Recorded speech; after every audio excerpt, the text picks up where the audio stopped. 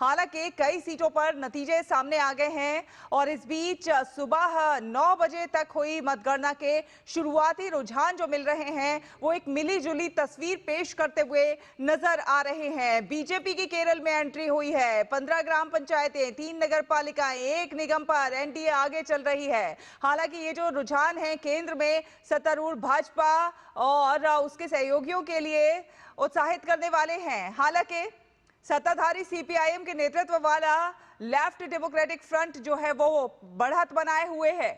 कांग्रेस के नेतृत्व वाला यूनाइटेड डेमोक्रेटिक फ्रंट भी 2020 के स्थानीय निकाय चुनाव परिणामों की तुलना में बेहतर प्रदर्शन करता हुआ नजर आ रहा है।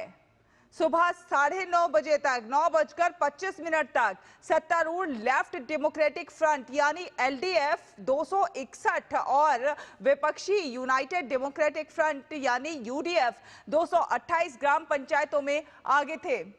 शुरुआती रुझानों के अनुसार यूडीएफ 43 नगर पालिकाओं, 7 जिला पंचायतों और 4 निगमों में आगे है, जबकि एलडीएफ 26 नगर पालिकाओं, 6 जिला पंचायतों और 1 निगम में आगे चल रहा है। बात की जाए तो भारतीय जनता पार्टी की, तो भारतीय जनता पार्टी बीजेपी के नेतृत्व वाला राष्ट्रीय जनतांत्रिक गठबंधन एनडीए 15 ग्राम पंचायतों, 3 नगर पालिकाओं और 1 निगम में आगे चल रहा है। तिरुवनंतपुरम नगर निगम के रुझानों में राजग सबसे आगे है, जबकि एलडीएफ उसे कड़ी टक्कर देता हुआ नजर आ रहा है।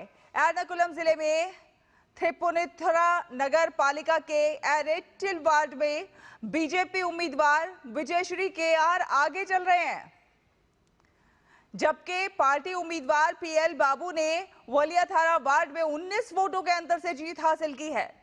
त्रिपुनिथुरा नगर पालिका में 7 वार्डों पर एनडीए ने शानदार मतों से जीत हासिल की है। वहीं एलडीएफ 4 वार्डों पर जीती है और यूडीएफ के हिस्से में 2 वार्ड आए हैं। कुन्नूर जिले की अंथोर नगर पालिका में एलडीएफ ने 11 वार्डों पर जीत हासिल की है। 2 अन्य वार्डों पर एलडीएफ आगे चल रही है। वहीं 5 वार्डों में एलडीएफ की निर्विरोध जीत हो गई है। तिरुवनंतपुरम नगर निगम के 101 वार्ड में से 50 के रुझान सामने आ गए हैं और इसमें एलडीएफ 15, एनडीए 25, यूडीएफ 10 पर अपनी बढ़त बनाए हुए है। पलक्कड़ जिले की शोरानूर नगर पालिका सीट पर एनडीए और एलडीएफ के बीच कड़ी टक्कर देखने को मिल रही है। अभी तक एनडीए ने 10 और एलडीएफ ने 9 सीटों पर जीत हासिल कर ली है। इसके अलावा यूडीएफ के हिस्से में 4 सीटें आई हैं, तो राजधानी में भगवा धमाका देखने को मिल रहा है। जी हां, तिरुवनंतपुरम कॉरपोरेशन में एनडीए सबसे आगे है। केरल से हमारी संवाददाता विनया जुड़ रही हैं हमारे साथ ज्यादा जानकारी के साथ। पल पल समीकरण बदल रहे हैं और जिस तरह से विनया मिले जुले रुझान सामने आ रहे हैं और कहीं ना कहीं केरल में बीजेपी की एंट्री होती हुई नजर आ रही है।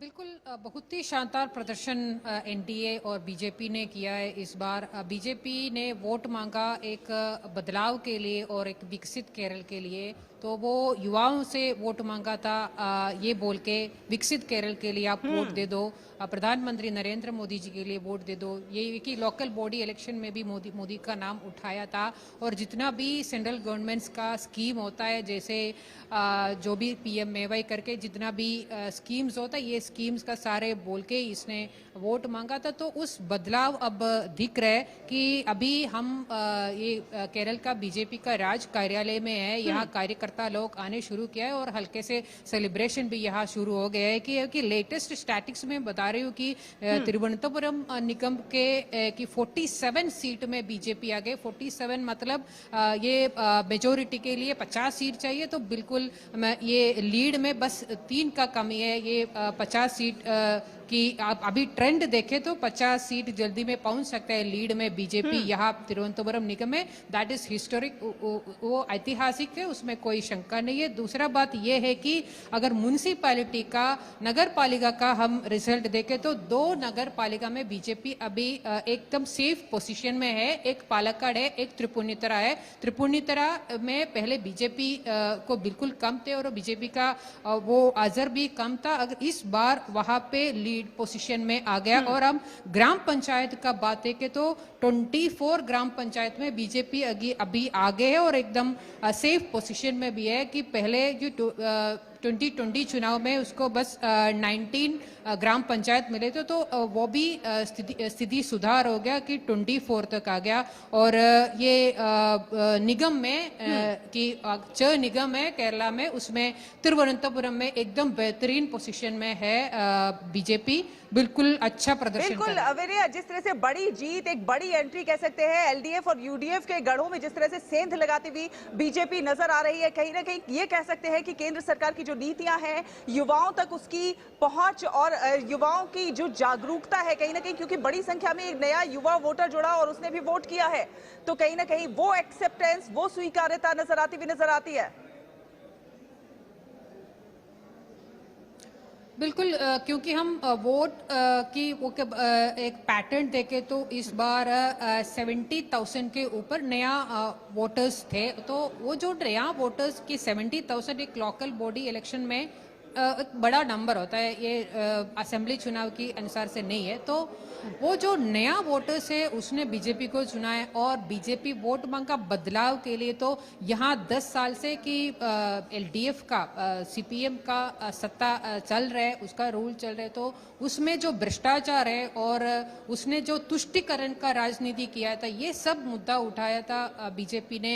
ये जो प्रचार के वक्त, वो भी लोकल बॉडी इलेक्शन में, यहाँ पे जब लोकल बॉडी इलेक्शन का प्रचार हुआ था, ये ऐसा नहीं हुआ था कि सिर्फ लोकल इश्यूज में ये सेंडर करके उनका प्रचार नहीं हुआ था। वो पूरा बिल्कुल एकदम पूरा केरल का विकसन, ये जो यहाँ पे जो नेशनल हाईवे से उसका विकसन, ये सब ये इलेक्शन में, चुनाव की प्रचार में चर्चा हुई थी। ये इसका सब लाभ अभी बीजेपी को मिल रहा है। एक बदलाव के लिए केरल का लोग अभी तैयार है, यही सूचना मिल रही है अभी तक जो रिजल्ट का लीड से।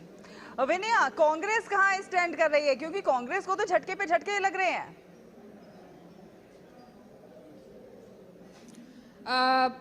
ऐसे हम बोल सकते तो कांग्रेस अभी थोड़ा उनका स्थिति सुधार है कि झटका हम नहीं बोल सकते उसकी लीड के अनुसार से। पहले क्या था कि यहाँ पे 6 निगम है, तो 6 निगम में 5 निगम पे एलडीएफ सत्ता में थे और बस एक में यूडीएफ मतलब कांग्रेस सत्ता में थे। तो अभी क्या हाल है कि 4 निगम पे कांग्रेस लीडिंग में है। तो जब ये गिनती शुरू हो गई, गिनती शुरू होने के बाद ये जो लीड उसने रखा है वो अभी भी है, उसका मतलब ये है कि वो एक सेफ पोजीशन में जा रहे। तो कांग्रेस को उतना बड़ा झटका नहीं है, झटका हुआ है एलडीएफ और सीपीएम को। साथ ही साथ तिरुवनंतपुरम कॉर्पोरेशन में देखा जाए तो एनडीए ने बढ़त बनाई हुई है और आगे चल रही है। एक तरह से राजधानी में भगवा धमाका कहा जा रहा है। बिल्कुल, अभी लेटेस्ट वो जो इलेक्शन कमीशन के द्वारा नंबर आ गया, एनडीए 48 सीट पर लीड बढ़ाया है। और एनडीए का जो कैंडिडेट्स है वो यहाँ का मेयर का पोजीशन में भी उसने दिखाया था, वो सारे कैंडिडेट्स का जीत हो गया। और जो 30 साल से यहाँ सत्ता में थे एलडीएफ का, उसका बहुत सारे इंपॉर्टेंट कैंडिडेट्स पीछे भी है। तो अभी 49 हो गया, बस मेजोरिटी के लिए सिर्फ एक सीट पीछे है, 49। विनया, एक ताजा तस्वीर दिखा रहे हैं और जो ताजा तस्वीर है उसके मुताबिक आपको बता दें कि केरल का सेमीफाइनल वामपंथ के किलों में कांग्रेस की सेंध, जी हां, 45 साल पुराना जो है किला ढहा है और तिरुवनंतपुरम में बीजेपी का कमल भारी नजर आ रहा है। जो ताजा अपडेट आ रही है वो ताजा अपडेट अपने दर्शकों तक पहुंचा देते हैं। तिरुवनंतपुरम में बीजेपी का कमल भारी है और एलडीएफ को बड़ा झटका लगा है। वहीं कोल्लम से कोच्चि तक लाल किले में दरार है। केरल निकाय चुनाव यूडीएफ की सुनामी में बह गए हैं और मुख्यमंत्री यूडीएफ की सुनामी में मुख्यमंत्री जैसे दिग्गज भी चपेट में आ गए हैं। 2026 की आहट और केरल की जनता ने बदला है राज्य की सियासत का मूड। तो केरल का सेमीफाइनल वामपंथ के किलों में कहीं ना कहीं कांग्रेस की सेंध लगती भी नजर आ रही है। केरल निकाय चुनाव परिणाम से ये बड़ा अपडेट, ताजा अपडेट हम अपने दर्शकों तक लगातार पहुंचा रहे हैं। पलक्कड़ की जंग में शोरानूर में एनडीए 10 और एलडीएफ 9 सीट पर आगे है। वहीं राजधानी में भगवा धमाका, तिरुवनंतपुरम कॉरपोरेशन में एनडीए सबसे आगे चल रही है। विनया हमारे साथ लगातार जुड़ी हुई है। विनया, अगर मुद्दों की बात करें तो कौन से मुद्दे इस बार चुनाव में हावी रहे, किन मुद्दों को जो है आधार बनाकर वोटर्स इस बार वोट डालने के लिए गए, क्योंकि बड़ी संख्या में इस बार वोटिंग हुई है? जी बिल्कुल। नॉर्मली ये हम देखते हैं कि अगर लोकल बॉडी इलेक्शन में लोकल इश्यूज उसमें चर्चा होते रहता है और उस मुद्दे पर लोग वोट डाल देते हैं।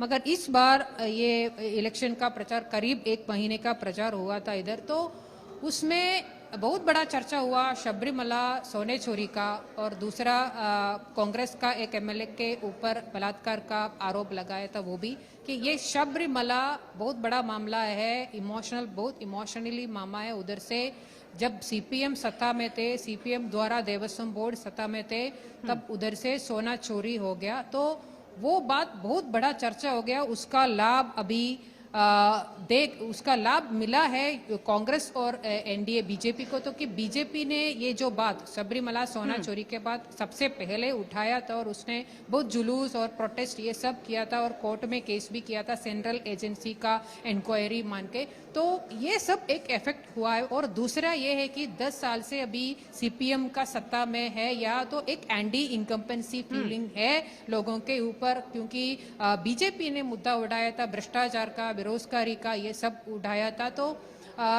यह केरल का एक दूसरा परिस्थिति भी है कि केरल में जो नॉर्मली जो यूडीएफ या एलडीएफ जब सत्ता में आता है, वो लोग क्या करते हैं कि जो सेंट्रल गवर्नमेंट्स का स्कीम होता है उसका नाम बदल देते हैं और फिर नाम बदल के वो राज्य सरकार का स्कीम करके वो इंट्रोड्यूस करते हैं, फिर लोगों को बोल देते हैं कि ये हमारा है कि सेंट्रल गवर्नमेंट का थोड़ी है। मगर ये जो बात को बीजेपी ने अच्छे से समझ के बीजेपी ने क्या किया कि सीधे लोगों के पास गए और उनको बोल के दिया, अच्छे से समझाया उनको कि ये जो है सेंट्रल स्कीम्स क्या है और ये किस तरह से आ रहे हैं, और डायरेक्ट बेनिफिट वाला स्कीम भी ज्यादा हो गया अभी, इसका लाभ भी अभी लोगों को मिल रहा है। और तीसरा बात यह है कि लोग सोशल मीडिया में बहुत अच्छे से एक्टिव है, और सोशल मीडिया में जितना भी आप ये वो पूरी तरह से सोशल मीडिया को उपयोग कर रहे हैं बीजेपी ने, उसका लाभ भी ये जो लोकल बॉडी इलेक्शन में मिला, क्योंकि 77 युवक लोग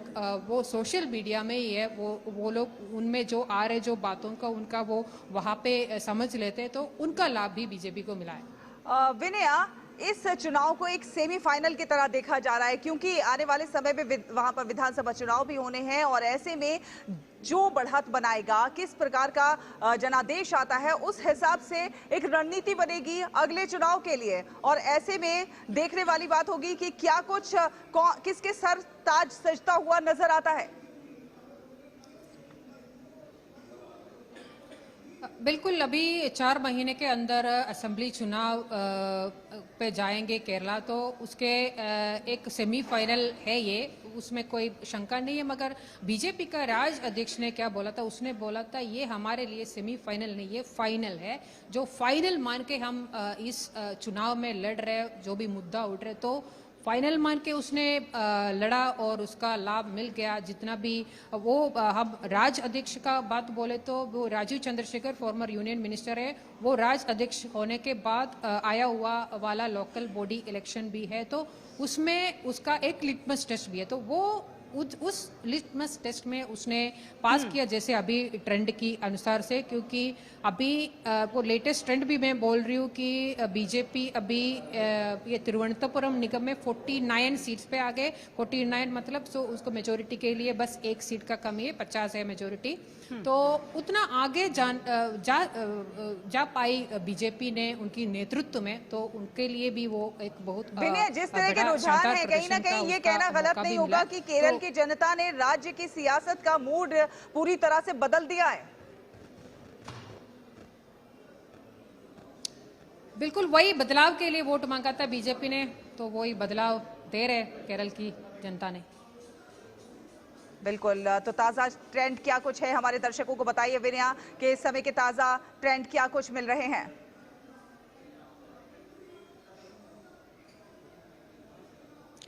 अभी जो लेटेस्ट ट्रेंड है वो जो इलेक्शन कमीशन की अनुसार से तिरुवनंतपुरम निगम में बीजेपी 49 सीट्स पे आ गए और जो सत्ता में थे एलडीएफ वो 24 सीट्स में और कांग्रेस 18 सीट्स में। अगर म्युनिसिपैलिटी का नगर पालिका निगम का देखें तो एनडीए 2 नगर पालिका निगम पे आगे है, जो एलडीएफ है 28 और यूडीएफ कांग्रेस है कि 54। हम ग्राम पंचायत का बात देखें तो एनडीए 26 पर आ गए है। 26 एक बड़ा नंबर है कि लास्ट टाइम एनडीए ने 19 पंचायत मिले थे, इस बार 26 तक अभी लीड आए हैं और भी वो गिनती बाकी है। तो बहुत ही शानदार प्रदर्शन है और इसमें अब ट्रेंड देखें तो झटका हुआ है एलडीएफ को, कम्युनिस्ट पार्टी को। उसने जो 10 साल से जो सत्ता में थे उनके ऊपर जो एंटी इनकम्पेंसी थे वो बिल्कुल नजर आ गया इस लोकल बॉडी इलेक्शन में। बिल्कुल, चलिए हमारे साथ जुड़ने के लिए और तमाम अपडेट हमारे दर्शकों से साझा करने के लिए विनया आपका बहुत बहुत धन्यवाद। तो यूडीएफ और एलडीएफ के गढ़ों में एनडीए ने एक बड़ी सेंध लगाई है, बड़े उलटफेर और पल पर समीकरण जो है बदल रहे हैं। जो कुछ भी अपडेट है हम आप तक सारी अपडेट पल पल की पहुंचाते रहेंगे। फिलहाल एक छोटा सा ब्रेक, यहाँ पर ब्रेक के उस पार खबरों का सफर जारी।